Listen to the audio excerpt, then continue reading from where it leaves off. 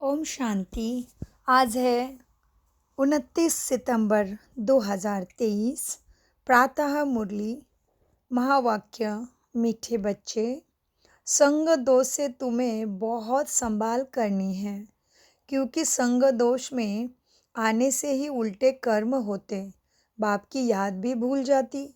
प्रश्न: किसी फजीलत मैनर्स के आधार पर तुम बच्चे अपनी अवस्था को आगे बढ़ा सकते हो।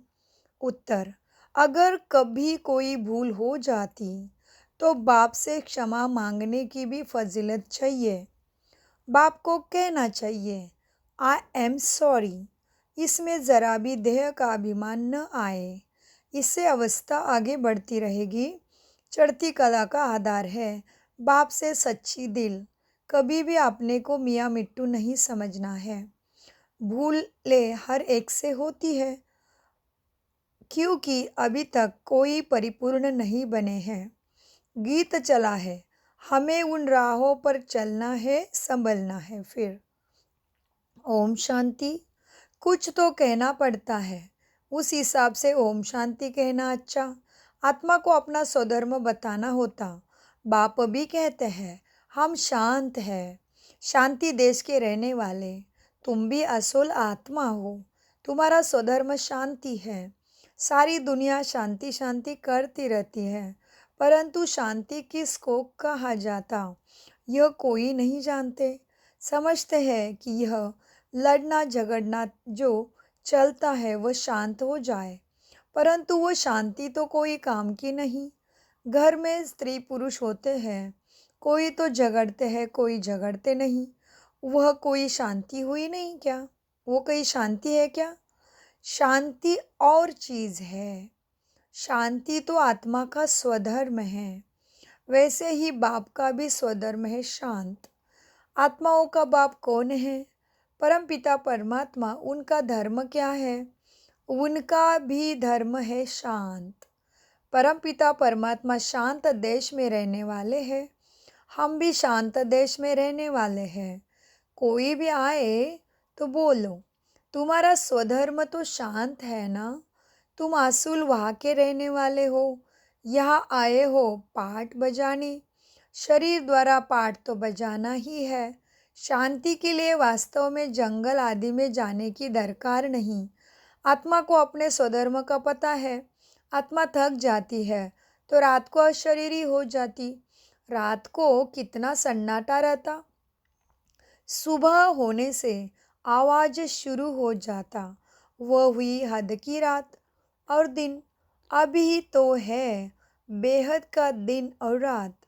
आत्मा 84 जन्मों का पाठ बजाकर थक जाती है, इसीलिए कहते हैं अब वापस शांति धाम जाना है। बाप भी कहते, शांति धाम और सुखधाम को याद करो।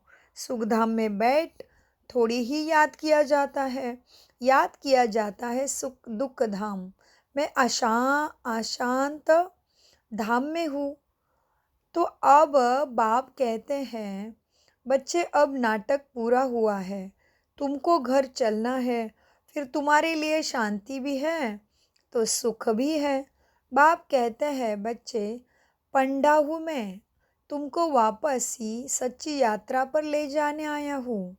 शांति धाम का पंडा एक बनता है, वह उनके बच्चे बनते हैं। एक से तो काम नहीं होगा। कितनी बड़ी सेना है। सभी का मुख है शांति धाम तरफ। वैसे है पैरे धाम। वैसे है तो वो परे ते परे धाम। बद्रीनाथ अमरनाथ जाना कोई दूर नहीं, वहाँ जाना तो बड़ा सहज है। अच्छा बताओ, मूल वतन सूक्ष्म वतन जाना सहज है या अमरनाथ बद्रीनाथ जाना सहज है? सूक्ष्म वतन स्थूल मूल वतन नज़दीक है या अमरनाथ बद्रीनाथ नज़दीक है? देखने में तो मूल वतन सूक्ष्म वतन परे ते परे है, परंतु वहाँ जाने में देरी नहीं लगती। सेकंड की बात है। तुम सिर्फ बुद्धि से याद करो।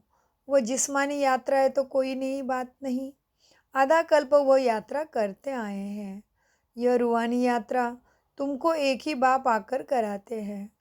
तुम हो सिकिलदे बच्चे, तुमको तो रास्ता बतलाना है।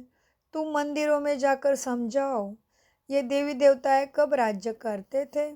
इनको ऐसा पूज्य किसने बनाया? तुम जानते हो, हम पूज्य थे, फिर पुजारी बने हैं, तो पुजारी की दर्जा कम हुआ ना? पूज्य उच्च है या पुजारी उच्च है? बाप भी पूज्य बनाते हैं। तुम पूज्य देवी देवता थे, फिर पुजारी बने। अब पूजा को छोड़ फिर पूज्य बनना है। माया की भी बहुत विघ्न पड़े। अबलाओं पर कितना अत्याचार होता। यात्राओं पर जाने अथवा मंदिरों में सत्संग में जाने के लिए कोई रोकता नहीं। यहाँ पुजारी से पूज्य बनने में माया हैरान करती है। घड़ी घड़ी बच्चे गिर पड़ते हैं, बहुत करके विकारों में गिरते हैं, काम के खड्डे में। बाप कहते हैं, मूत पीलित मत बनो, इनसे संभालना है। सबसे गंदा है काम चिता पर चढ़ना, विष सागर में गोते खाना। बाप कहते हैं, बच्चे काम महाशत्रु है, इसलिए कभी भी विकारों में जाने का संकल्प भी नहीं करना। इससे ही तुम गंदे बन पड़े हो। ऐसे मत समझो, यहाँ जो आते हैं तो उनकी बुद्धि विष से निकल जाती है। कोई कोई ऐसे भी हैं जो एक दो को देखते हैं तो अंदर तूफान चलता है, गंदा बनने के लिए। बाप कहते हैं, कभी भी गंदा नहीं बनना, कोई के पीछे नहीं करना है, कोई का पीछा नहीं करना है। कभी विकारों में गिरने का पुरुषार्थ नहीं करो। बाप इससे बचाते रहते हैं। संभालने और गिरने की कितनी चटापेटी चलती है। माया कितना तूफान मचाती। कितना अच्छा वफादार आज्ञाकारी सर्विसेबल बच्चा था, माया ने ऐसे चमाट मारा जो खत्म हो गए। यह ड्रामा गंदा माया बनाती, आधा कल्प दुख देने वाली माया बाप नहीं है। मुफ्त में दोष देते हैं, ईश्वर ही दुख सुख देते। ईश्वर को बाप नहीं समझते। परमात्मा कभी किसी को दुख कैसे देंगे? परमात्मा दुख दे तो बाकी मनुष्य तो एक दो में बड़ा ही दुख ही देंगे। बाप समझाते हैं, तुम ही अपने लिए ऐसे कर्म बनते हो, कर्म बनाते हो जो दुख आता है। संग दोष में उल्टे कर्म कर लेते हो, बाप को भूल जाते हैं। बाप तो शिक्षा अच्छी ही देंगे, परंतु भूलते जाते। बाप समझाते, बच्चे योग पूरा नहीं है। ऐसे मत समझो, भाषण करने वाले हैं। पंडित की एक कथा है ना, औरों को कहा राम राम कहने से नदी पार हो जाएंगे, खुद पार हो ना सका। बोला बोट माना नाव ले आओ तो चले, तो खुद कहता था वह कर नहीं सका। सिर पर कहना नहीं है, परंतु करना है। कथनी करनी रहनी सब समान हो, इसलिए बाप को मत भूलो। बाबा अभूल बनाते हैं। बाप कहते हैं, कोई भी भूल हो जाए तो आकर माफ़ी मांगो। आई एम सॉरी बाबा। समझो, शिव बाबा कहते हैं, ये तुम्हारी भूल है। अच्छा बाबा, हम क्षमा चाहते हैं। यह भी अच्छे अच्छे बच्चे में फजीलियत मैनर्स नहीं रहते हैं। इतनी बड़ी भूल की माफ़ी तो मांगे। अपने को बहुत मियाँ मिट्टू समझते। बाप करते हैं तो क्षमा लेनी चाहिए ना। पाप करते हैं तो बाबा कहते, पाप करते हैं तो बाप से क्षमा लेनी चाहिए, नहीं तो उसकी वृद्धि होती रहती। बाप के साथ बुद्धि योग बड़ा अच्छा चाहिए। भले भाषण तो बहुत अच्छा अच्छा करते, परंतु संपूर्ण कोई बना नहीं। अंत तक गिरते संभालते रहेंगे। कहते हैं, बाबा हमसे ये भूल हो गई, आप क्षमा करना, रहम दिल क्षमा करो। भक्ति मार्ग में सारा दिन क्षमा क्षमा करते रहते हैं।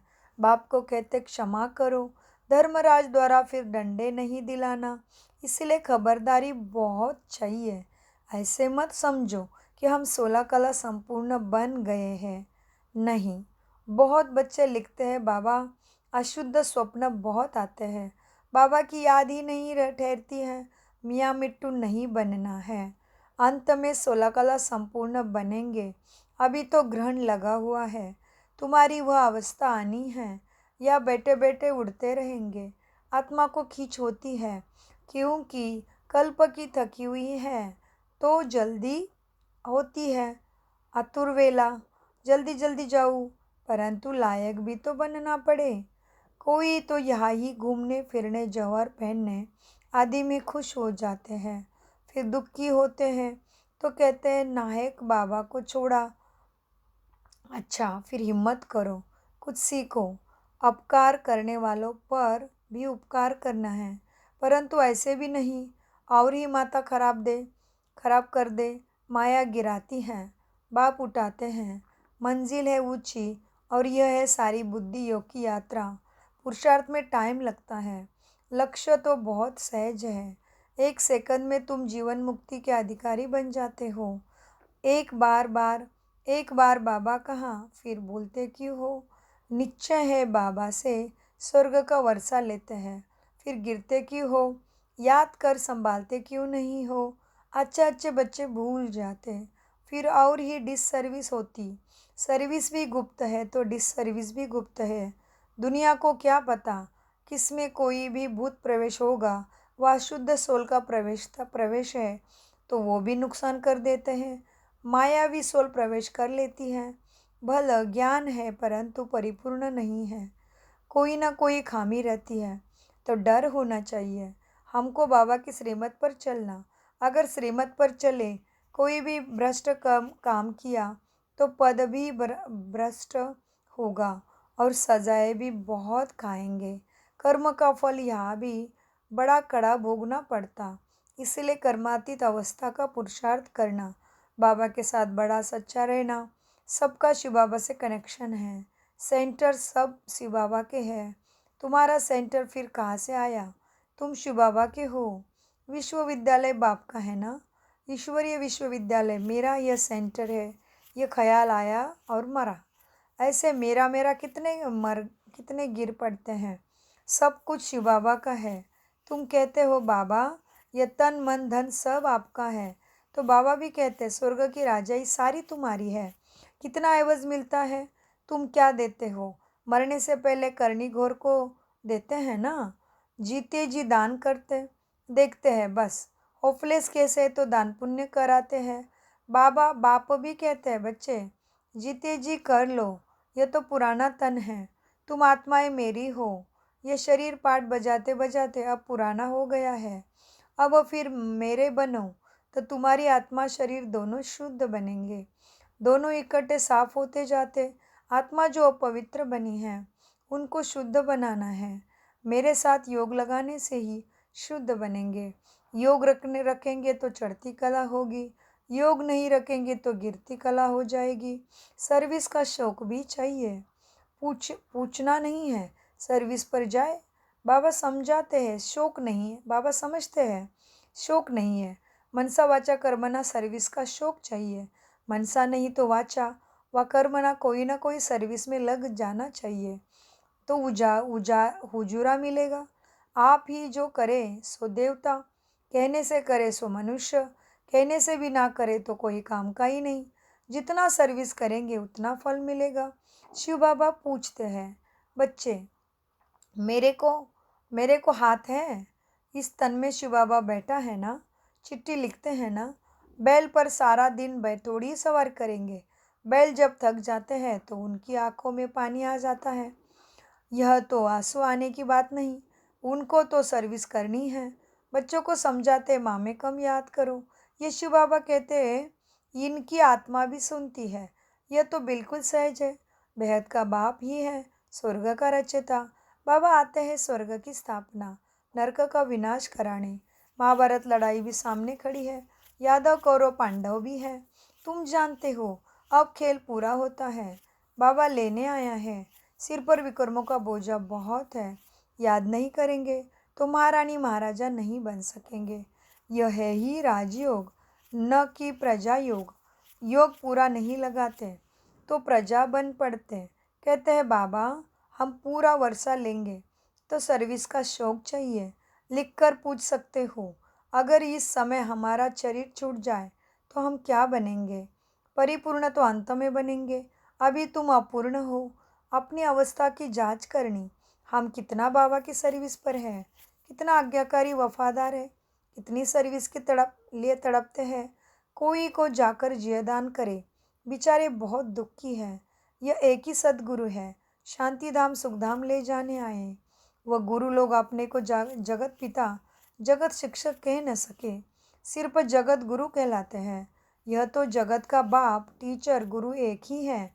तुम जानते हो, बाप आया है तो बाप से पूरा वर्षा लो। देहाभिमान अच्छा नहीं है। देही अभिमानी बन बाप को याद करो, फिर तुम्हारी निरोगी काया बन जाएगी। वहाँ तो पवित्रता सुख शांति संपत्ति है, अथाह संपत्ति है। यहाँ तो देखो, पेट के लिए भी मारामारी है। अच्छा, मीठे मीठे सिकिलदे बच्चों प्रति माता पिता बाप दादा का याद प्यार और गुड मॉर्निंग। रूहानी बाप की रूहानी बच्चों को नमस्ते। धारणा के लिए मुख्य सार है।